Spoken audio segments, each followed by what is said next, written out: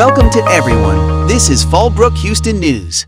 I grew up in the Democratic Party, and every major Democratic leader for 20 years has been making this promise to the American people. This was the fulcrum of Bernie Sanders' runs for presidency, that he was going to eliminate this discrepancy between Europe and the United States.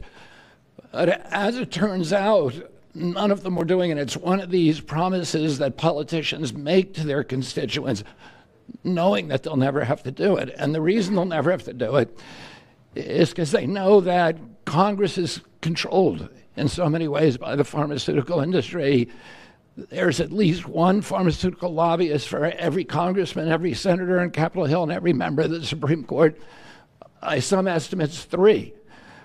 Pharmaceutical companies, the industry itself, spends 3 times what the next largest lobbyist spends on lobbying. So this was an issue that people talked about, but nobody wanted to do anything. I don't know what, there's writers like Lord Elizabeth Warren or Robert Reich who are saying that President Trump is on this side of the oligarchs.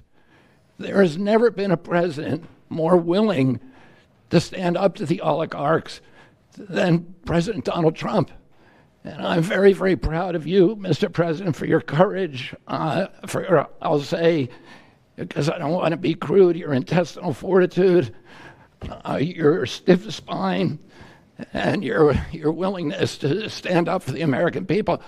We have 4.2% of the world's population. Our country represents 75% of the revenues for pharmaceutical companies. That the United States is no longer subsidizing that. If the Europeans raise the price of their drugs by just 20%, that is $10 trillion. That can be spent on innovation, and the health of all people all across the globe is going to increase because we're going to have better products. So I'm just so grateful to be here today. I never thought that this would happen in my lifetime. I have a couple of kids who are Democrats, are big Bernie Sanders fans, and when I told them that this was going to happen, they had tears in their eyes because they thought this is never going to happen in our lifetime, and we finally have a president who's willing to stand up for the American people. Thank you, and Dr.